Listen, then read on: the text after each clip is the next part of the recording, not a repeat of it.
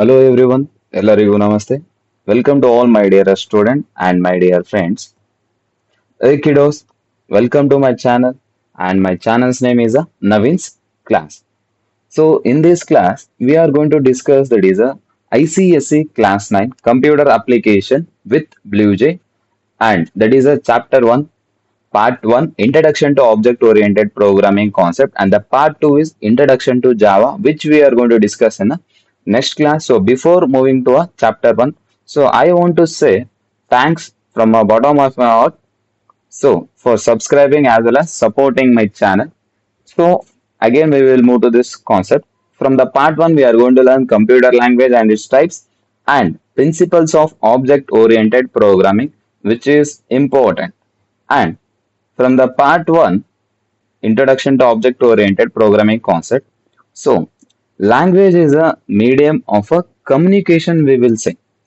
If you want to communicate with anyone, here language plays a vital role, which is a important role we will say. And people can interact with each other if they know a common language.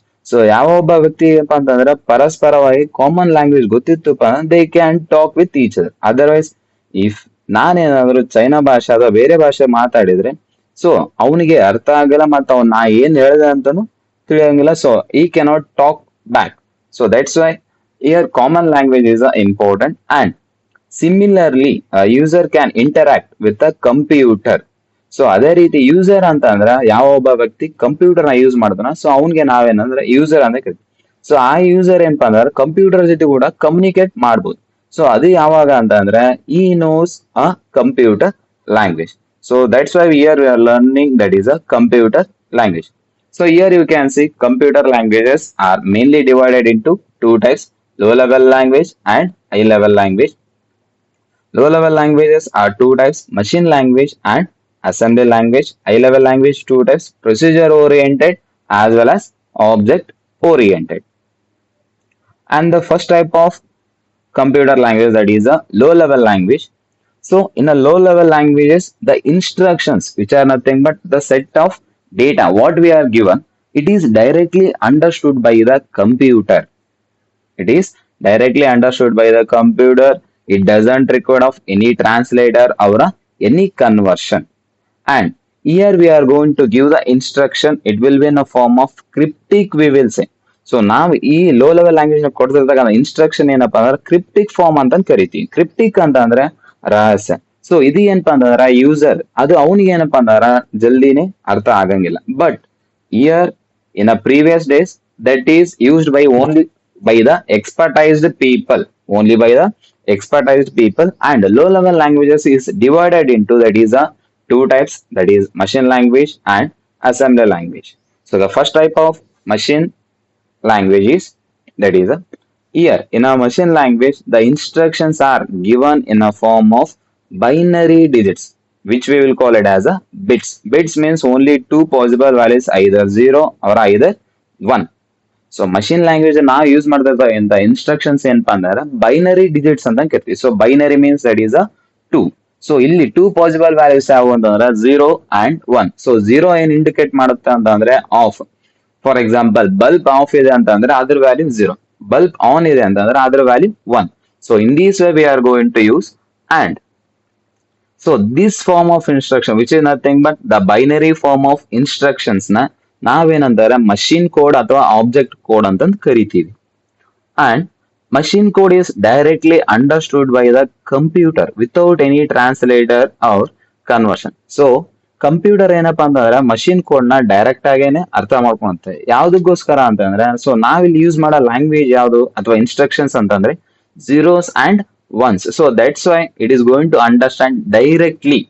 So ಇಲ್ಲಿ ಯಾವುದೇ ರೀತಿ translator ಬೇಕಾಗಲ್ಲ ಮತ್ತೆ ಯಾವುದೇ ರೀತಿ conversion into any other form so ಬೇಕಾಗಲ್ಲ. So that's why machine understands machine code ಜಲ್ದಿ. So here you can see the example what are given 10101011. So ಈ ರೀತಿ they are going to give. Okay and it executes program faster because it is directly operated via the CPU. So ನಾವು machine language ನ ಬರ್ದಿರ್ತಕ್ಕಂಥ program ಏನಪ್ಪಾ execute ಏನಂತ faster ಆಗಿ ಏನಂತ execute ಆಗ ಬಿಕಾಸ್ ಅದು ಏನಪ್ಪಾ ಅಂದ್ರೆ ಆ ಪ್ರೋಗ್ರಾಮ್ CPU ಲಿಂದನೇ ಡೈರೆಕ್ಟ್ ಏನಂತ ಎಕ್ಸಿಕ್ಯೂಟ್ ಅಂತ. So that's why and here there are some of the disadvantages are there, that is a user need to be remember. So user ಅಂತಂದ್ರೆ ನಾವೇ. ಸೊ ನಾವು ಪ್ರೋಗ್ರಾಮ್ ಬರಿಬೇಕಾದ್ರೆ ನಾವೆಲ್ಲಾ ಕೋಡು ಮತ್ತೆ ಎಲ್ಲ each and everything we should remember because it will be in the form of zeros and ones. And the next thing is that is a error detection and error correction is difficult. So ನೋಡ್ರಿ, ನಾವು use ಮಾಡೋದೇ zeros and ones. So zero ಬರೆಯೋ place ಅಲ್ಲಿ one ಬರ್ದು, one ಬರೆಯೋ place ಅಲ್ಲಿ zero ಬರೆದ್ರೆ complete ಅದರ ಮೀನಿಂಗ್ ಏನಾಗುತ್ತೆ, ಸೊ ಚೇಂಜ್ ಆಗುತ್ತೆ. ಸೊ ಅವಾಗ ಏನಾಗುತ್ತೆ, ಎರರ್ ಡಿಟೆಕ್ಟ್, ಸೊ ಎಲ್ಲಿ ಎರರ್ ಮಿಸ್ಟೇಕ್ ಆಗಿದೆ, ಸೊ ಅದನ್ನ ಫೈಂಡ್ ಮಾಡೋದಕ್ಕೆ ಏನಾಗುತ್ತೆ ಟೈಮ್ ತಗೊಂಡು, ಮತ್ತೆ ಅದನ್ನ ಕರೆಕ್ಟ್ ಮಾಡ್ಕೊಳ್ಳೋದಕ್ಕೆ ಅದನ್ನು ಟೈಮ್ ತಗೊಂಡು. So that's why error detection and error correction is a difficult we will say, and it is machine dependent. So machine language ನ ಯೂಸ್ ಮಾಡಿದಾಗ ಮಷೀನ್ ಕೋಡ್ ಇದೆ ಅಂತ ಅಂದ್ರೆ ಮಷೀನ್ ಡಿಪೆಂಡೆಂಟ್. ಯಾವ್ದಕ್ಕೋಸ್ಕರಪ್ಪ ಅಂತಂದ್ರೆ, so I will say the definition. The user need to be aware of internal hardware structure to check whether the system it will support or not to write a program. So ಯಾವ ಒಬ್ಬ ವ್ಯಕ್ತಿ so program ಬರೆಯೋದಕ್ಕೆ ಅಂತಂದು ಮುಂದೆ ಹೋಗ್ತಾನೆ, so ಅವನ್ ಏನಪ್ಪಾ ಅಂದ್ರೆ ಫಸ್ಟ್ ಇಂಟರ್ನಲ್ ಹಾರ್ಡ್ವೇರ್ ಸ್ಟ್ರಕ್ಚರ್ ನ ಚೆಕ್ ಮಾಡ್ಬೇಕಾಗತ್ತೆ, ಅದು ಸಿಸ್ಟಮ್ ಸಪೋರ್ಟ್ ಮಾಡುತ್ತಾ ಇಲ್ಲ. So that's why machine language is a machine dependent, not independent, dependent ಅಂತ ಕರಿತೀವಿ. And the next type of low level language, so it is a assembly language. Whereas in assembly language the form of instruction, ಅಂದ್ರೆ ನಾವು instruction ಯಾವ್ದ್ರಲ್ಲಿ ಕೊಡ್ತೀವಿ ಅಂತಂದ್ರೆ mnemonics code and OP code. So mnemonics ಮತ್ತೆ OP code ಏನು, so binary digits ಅಂದ್ರೆ zeros and ones. So ಅದೇ ರೀತಿ ನಿಮೋನಿಕ್ಸ್ ಅಂಡ್ OP ಕೋಡ್ ಅಂದ್ರೆ ಏನು, ಸೊ ನಿಮೋನಿಕ್ಸ್ ಅಂತ ಅಂದ್ರೆ ಅಬ್ರಿವೇಟೆಡ್ ಫಾರ್ಮ್ ಅಥವಾ ಶಾರ್ಟ್ ಕಟ್ ಫಾರ್ಮ್ ಅಂತ ಕರಿತೀವಿ. ಸೊ ನಿಮೋನಿಕ್ಸ್ ಅಂದ್ರೆ ಅಬ್ರಿವೇಟೆಡ್ ಅವರ short cut form. So mainly it is use to write a program. So mainly it is use to write a program we will say. For example abbreviated form SBI ಅಂತಂದಿದೆ. So ಇದನ್ನ ನಾವು expand ಮಾಡಿದ್ರ state bank of India ಅಂತ ಬರ್ತದೆ. So ಅದೇ ರೀತಿ otherwise in Java, so JVM ಅಂತ ಬರ್ತದೆ. If you expand this one, Java virtual machine ಅಂತ ಹೇಳ್ತೀವಿ. ಸೊ ಅದೇ ರೀತಿ ಪ್ರೋಗ್ರಾಮ್ ಬರಿಬೇಕಾದ್ರೆ ಶಾರ್ಟ್ ಕಟ್ ಫಾರ್ಮ್ ಅಲ್ಲಿ ನಾವು ಪ್ರೋಗ್ರಾಮ್ ಬರಿತಿದ್ವಿ. ಫಾರ್ ಎಕ್ಸಾಂಪಲ್ ಆಡ್ ಅಂತಂದಿದೆ, ಇದನ್ನ ಎಕ್ಸ್ಪ್ಯಾಂಡ್ ಮಾಡಿದ್ರೆ ಎಡಿಷನ್. ಸೊ ಈ ರೀತಿ ಇರೋದಕ್ಕೆ ನಾವೇನಪ್ಪ ಅಂದ್ರೆ ನಿಮೋನಿಕ್ಸ್ ಕೋಡ್ ಅಂತ ಹೇಳ್ತೀವಿ. And next one is that is OP code ಅವರ operation code. So in these one it will be a combination of letters and digits. So ಇದ್ರೊಳಗಡೆ ನಾವು ಬೋತ್ ಲೆಟರ್ಸ್ ಯೂಸ್ ಮಾಡ್ತೀವಿ ಆಸ್ ವೆಲ್ ಆಸ್ ಡಿಜಿಟ್ಸ್, ಅಂದ್ರೆ number use ಮಾಡ್ಕೊಂಡು ಏನಪ್ಪಾ ಅಂದ್ರೆ program execution ಮಾಡೋ time ಅಲ್ಲಿ we will use this one. And in this one some of the advantages are there. So that is user no need to remember, ಅಂದ್ರೆ user ಏನಪ್ಪಾ ಅಂದ್ರೆ ಎಲ್ಲಾ ಪ್ರತಿಯೊಂದು ಕೋಡು ನೆನ್ಪಿಟ್ಕೊಳ್ಳೋ ಅವಶ್ಯಕತೆ ಇರಂಗಿಲ್ಲ. ಬಿಕಾಸ್ ಮಷಿನ್ ಲ್ಯಾಂಗ್ವೇಜ್ ಅಲ್ಲಿ ಅಂತಂದ್ರೆ zeros and ones. ಸೊ ಒಂದ್ ಮಿಸ್ಟೇಕ್ ಆದ್ರೂ ಸೊ ಎರರ್ ಡಿಟೆಕ್ಷನ್ ಆಗುತ್ತೆ. ಬಟ್ ಇಲ್ಲಿ ಏನಂತಂದ್ರೆ it will be in form of that is a short cut. So no need to remember. And the next thing is that is a error detection and error correction is easier. So ಅಲ್ಲಿ ಏನಿರುತ್ತೆ zeros and ones, but ಇಲ್ಲಿ ಏನಪ್ಪಾ ಅಂತಂದ್ರೆ short cut form ಇರುತ್ತೆ ಮತ್ತೆ letters and numbers ಇರುತ್ತೆ. So ಹಂಗಾಗಿ ಇಲ್ಲಿ ಏನಪ್ಪಾ ಅಂತಂದ್ರೆ as compared to machine language, here error detection and error correction is easier we will see. But here the main thing that is a disadvantage, the main disadvantage of assembly language is that is a translator is required. So translator ಏಕೆ, so ನೋಡ್ರಿ machine language ಇವಾಗಾದ್ರೂ ಸರಿ ನಾವು program ಏನೇ ಇರಲಿ ಆ ಎಲ್ಲಾ program machine ಕೋಡ್ಗೆ ಏನಾಗಬೇಕು ಕನ್ವರ್ಟ್ ಆಗ. ಬಟ್ ನಾವ್ ಇಲ್ಲಿ ಏನಪ್ಪಾ ಅಂದ್ರೆ ಅಸೆಂಬ್ಲಿ ಲ್ಯಾಂಗ್ವೇಜ್ ಪ್ರೋಗ್ರಾಮ್ ಬರ್ದಿದ್ದೀನಿ. ಸೊ ಇಲ್ಲಿ ಬರ್ದಿರ್ತಕ್ಕಂಥ ಕೋಡ್ ಏನಪ್ಪಾ ಅಂತಂದ್ರೆ ಮಷಿನ್ ಕೋಡ್ ಒಳಗಡೆ ಏನ್ ಮಾಡೋದು ನಾವು ಕನ್ವರ್ಟ್ ಮಾಡೋದು. ಸೊ ಈ ಪ್ರೊಸೆಸ್ಗೆ ಏನಪ್ಪಾ ಅಂತಂದ್ರೆ ಅಸೆಂಬ್ಲರ್ ಅಥವಾ ಅಸೆಂಬ್ಲರ್ ಟ್ರಾನ್ಸ್ಲೇಟರ್ ಅಂತ ಕರಿತೀವಿ. So what is assembler? So here definition is the conversion of a program. ನಾವು ಬರ್ದಿರ್ತಕ್ಕಂಥ ಪ್ರೋಗ್ರಾಮ್ ಏನ್ ಮಾಡಬೇಕು ಕನ್ವರ್ಟ್ ಮಾಡ್ಬೇಕು. ಯಾವ್ದ್ರಲ್ಲಿ? ಅಸೆಂಬ್ಲಿ ಲೆವೆಲ್ ಲ್ಯಾಂಗ್ವೇಜ್ ಅಲ್ಲಿ ಬರ್ದಿರ್ತಕ್ಕಂಥ ಪ್ರೋಗ್ರಾಮ್ ಏನಪ್ಪಾ ಅಂದ್ರೆ ಮಷಿನ್ ಕೋಡ್ ಅಂದ್ರೆ equivalent to machine language. So machine code ಒಳಗಡೆ ನಾವು ಕನ್ವರ್ಟ್ ಮಾಡಕ್. ಸೊ ಈ ಪ್ರೊಸೆಸ್ ನಾವೇನಪ್ಪಾ ಅಂತಂದ್ರೆ ಅಸೆಂಬ್ಲರ್ ಅಂತಂದು ಕರಿತೀವಿ. By here the types of low level languages are completed, and the next one is that is a high level language. Whereas in a high level language we are going to use the simple English.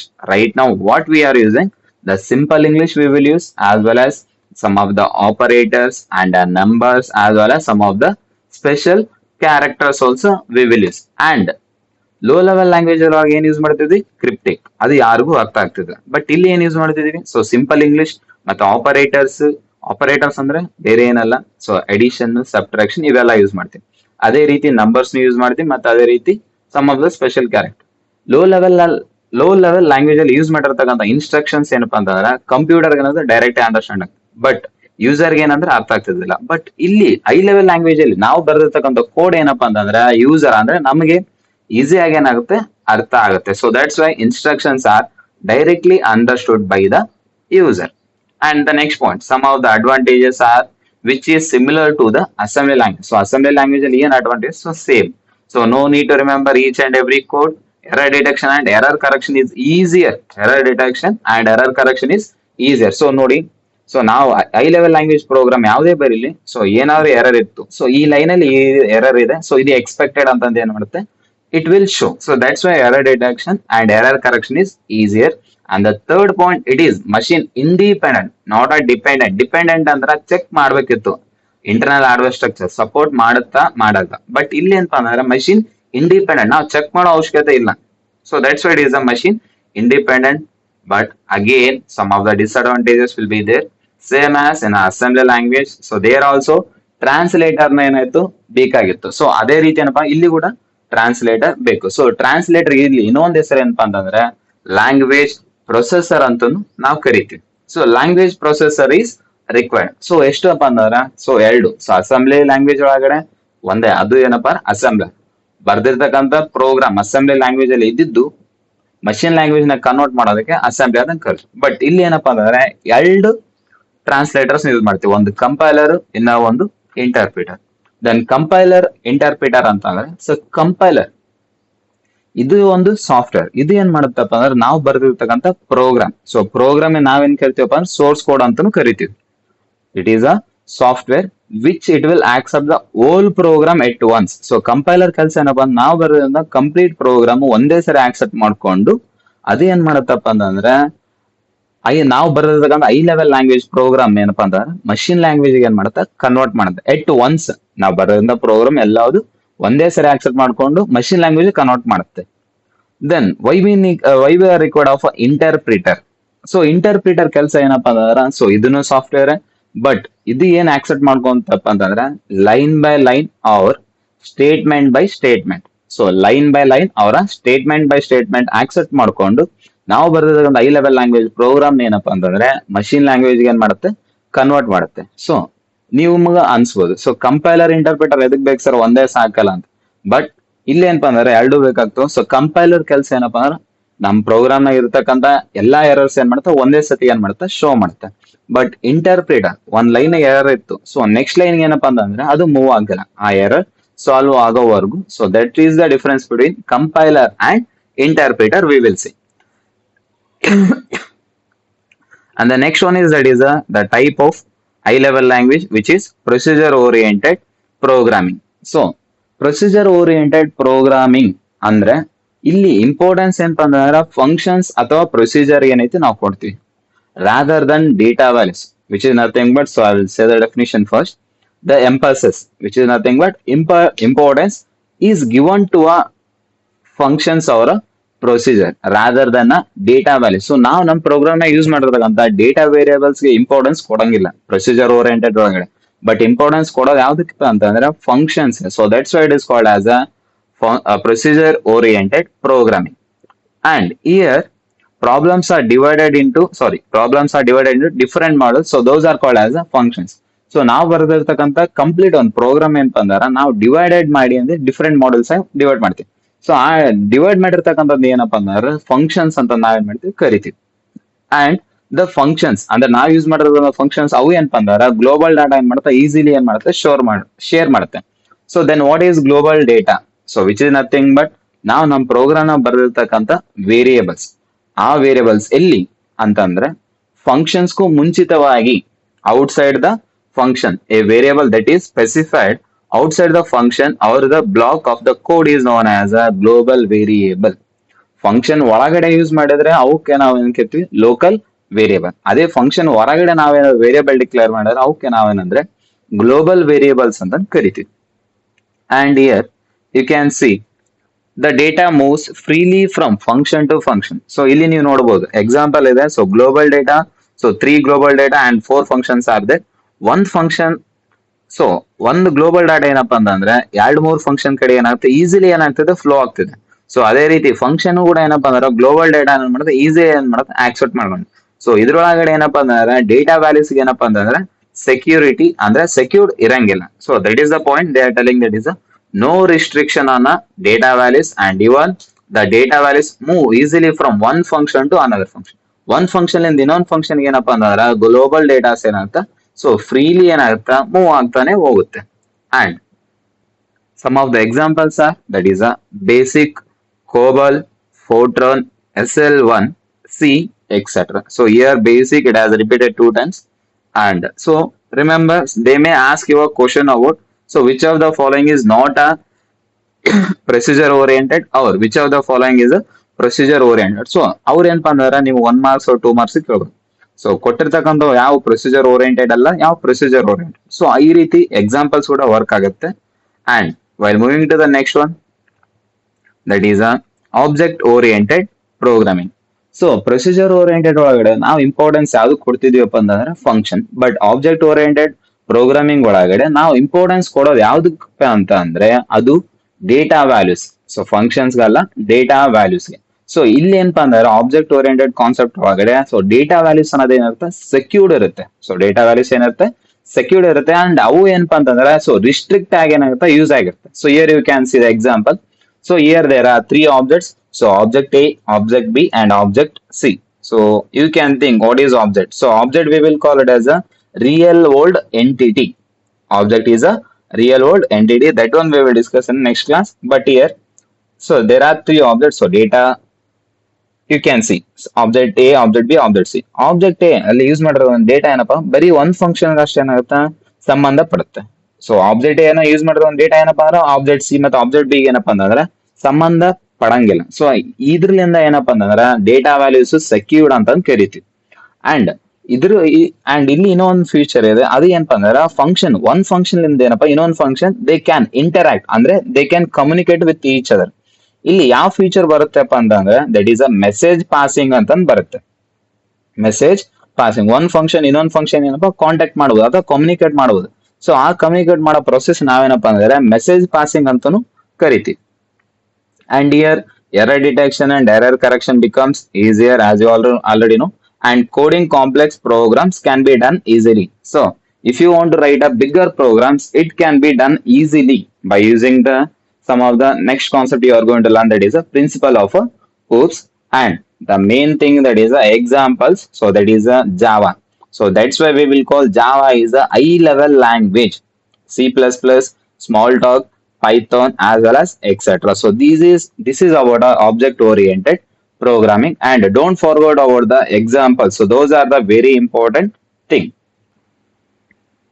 And the next topic is, that is a principle of a OOPS.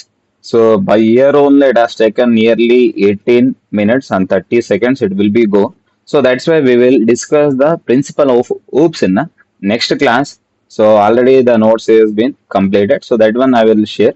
And thanks for everyone for supporting me and subscribing my channel.